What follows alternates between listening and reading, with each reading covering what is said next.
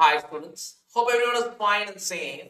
It gives me immense pleasure to welcome you all to my new video. And today's video is about another interesting concept in the particular subject, analog and digital communication. In this video, we will see about modulation. We will see about what is modulation, what is the need for modulation, and what is the different types of modulation, right? And this is very important concept in communication system.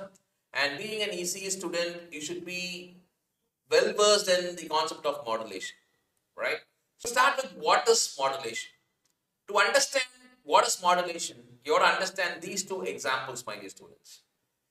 Consider I am taking class inside a classroom, right? So I'll be standing on the dais and I'll be transmitting the information to students, right? So I'll be the transmitter and students will be the receiver, and air will be acting as a channel. I'll be the transmitter and students will be the receiver, and air will be acting as a channel. And this process of transmitting the original message signal directly to the receiver is called as baseband transmission, right? That is transmitting the original message signal directly without performing any techniques, right? That is called as baseband transmission, right? But this is okay if I am taking class inside a classroom, right? And say, for example, if the distance between the transmitter and receiver increases, if the students are 1 kilometer away from me or 2 kilometers away from me, then definitely I will not be able to transmit the original message signal to that longer distance, because the original message signal is considered as a low frequency signal. So now I have to make some changes, or I have to add something for the low frequency signal to travel to such a longer distance, right? And for that, I need modulation. As simple as that, right?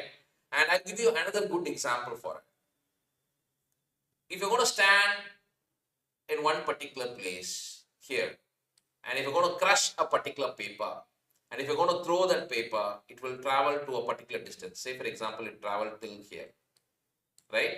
If you just throw the paper, it can travel only maximum to this particular place, right?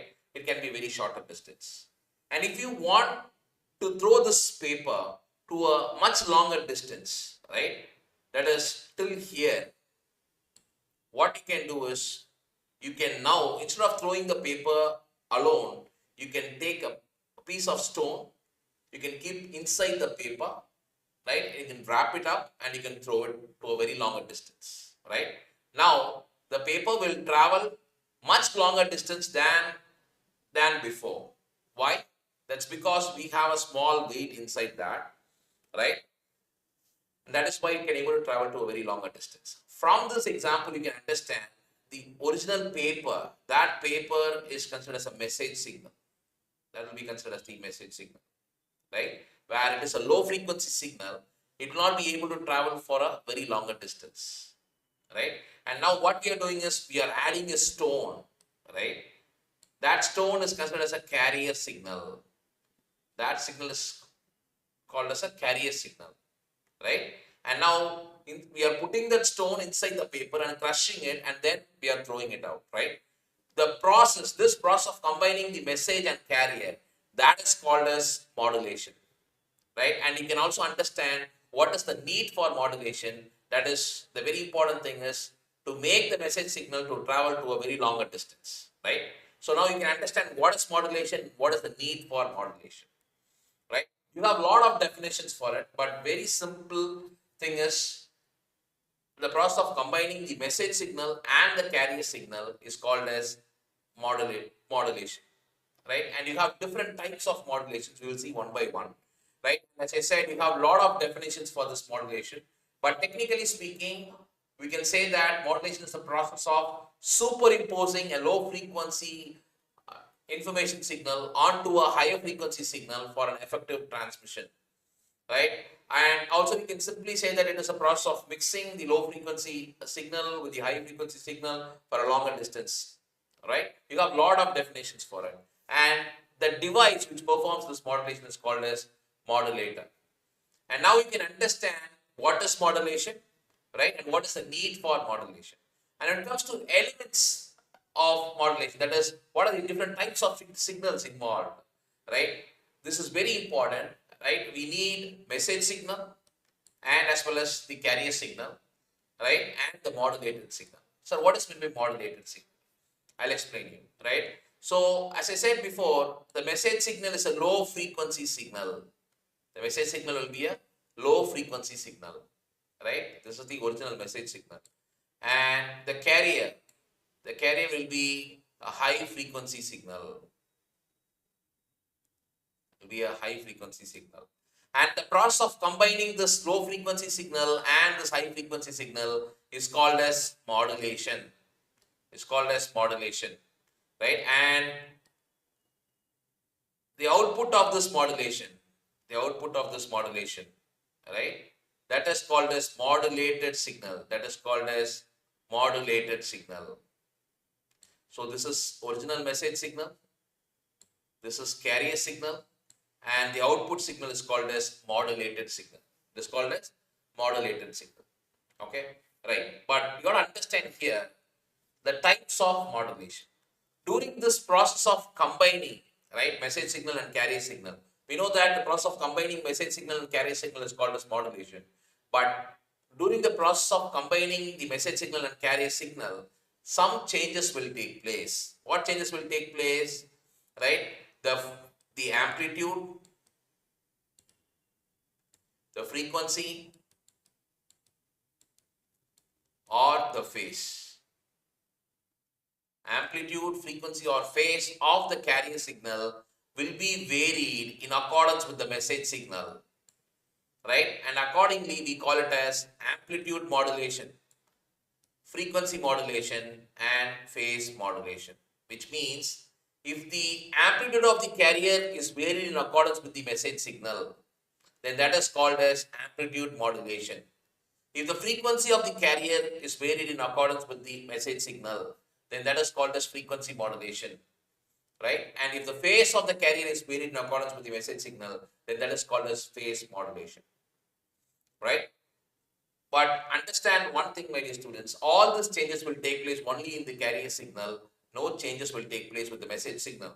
That's because any changes which is going to happen in message signal will affect the communication, right? And these modulation, amplitude, frequency, and phase modulation, depending upon this type of modulation, this modulated waveform can be different. This waveform is amplitude modulated waveform. Similarly, frequency modulated waveform, we have a different waveform. Phase modulated waveform, we have a different waveform, right? So the modulated signal, depending upon the type of modulation, it will vary, right? And now this can be called as modulated signal. This can be called as modulated signal. And the original message signal can be called as modulating signal. It can be called as modulating signal. That's because that is the one which performs the modulation, right? It makes the carrier to change its amplitude, frequency, and phase according to the message.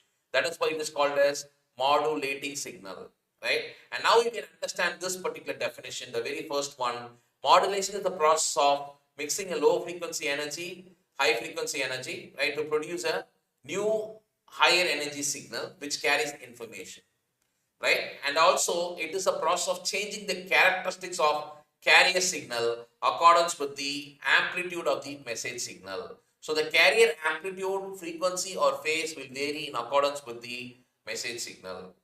So now I hope you will be clear with what is modulation, right?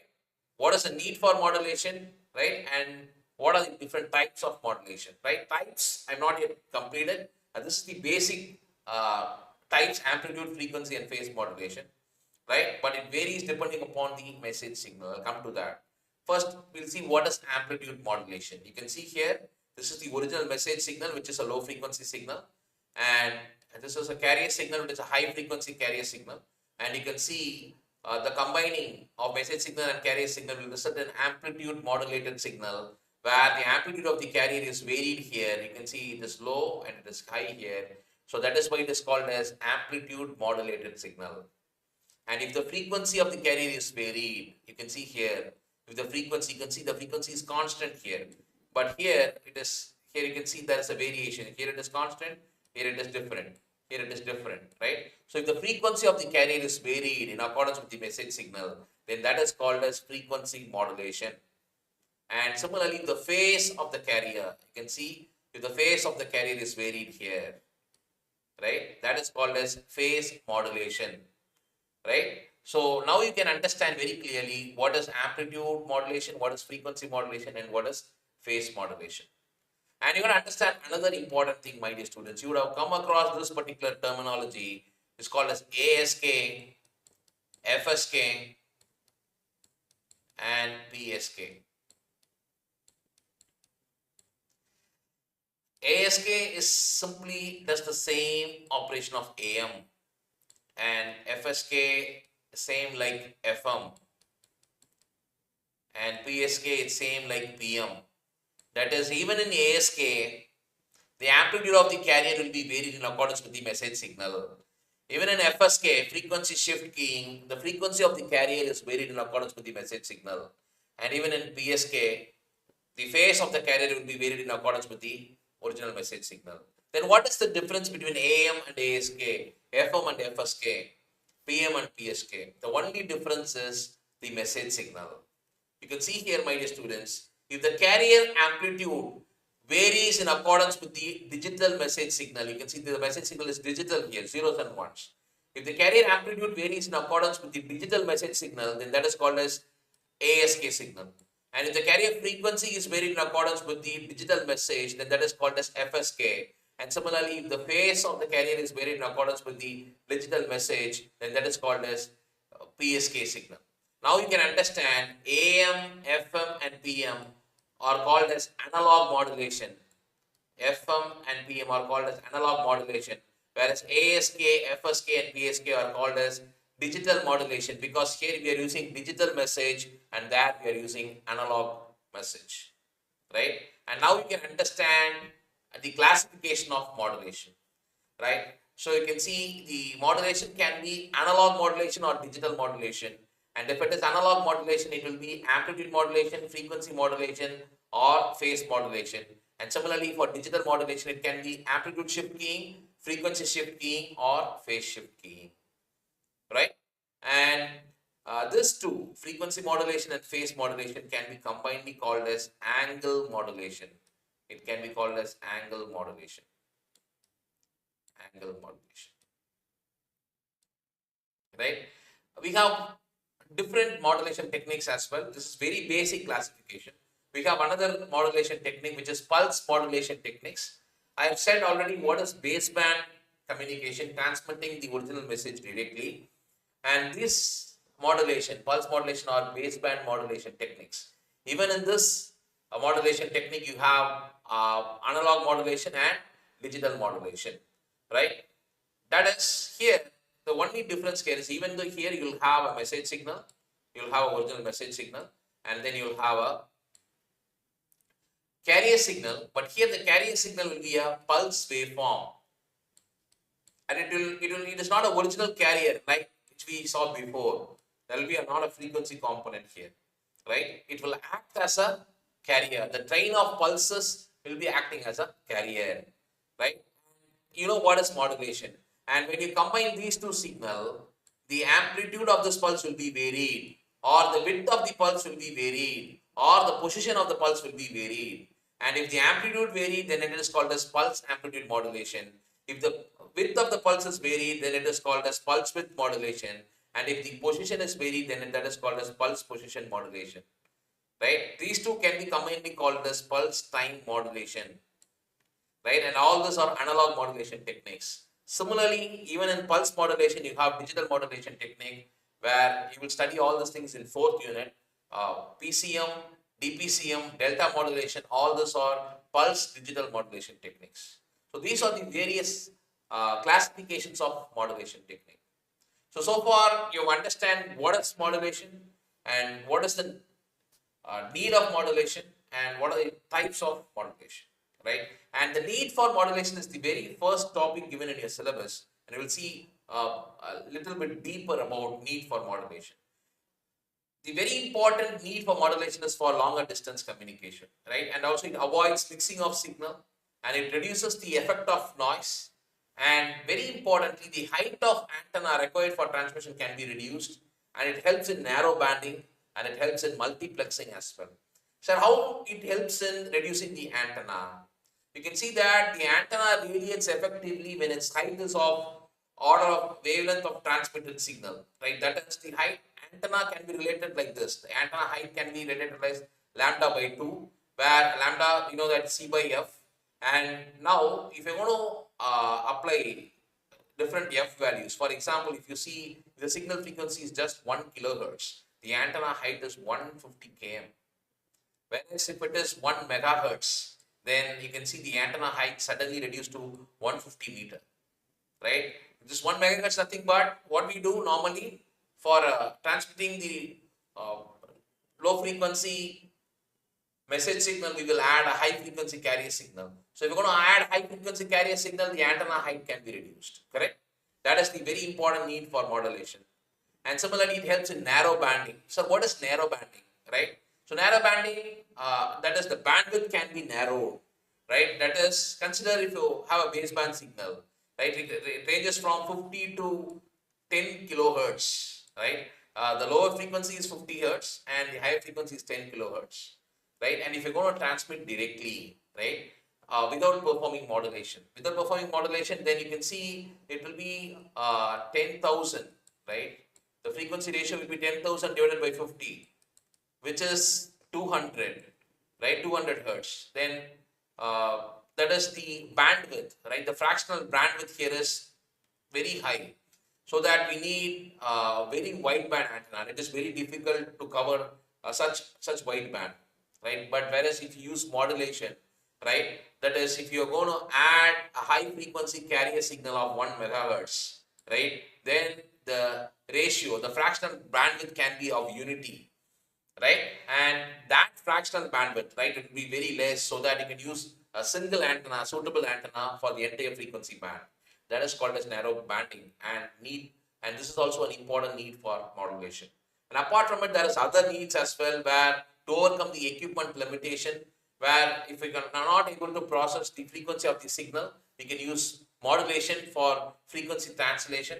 And similarly, for broadcasting several radio and TV stations simultaneously, we can use, by using for different carrier frequency, we can use modulation. These are the important need for modulation, but the primary need is for longer distance communication. So today what we have seen is, we have seen the need for modulation. What is modulation? The need for modulation. What are the different types of modulation? I believe this video will be very useful for you. Thank you, my dear students.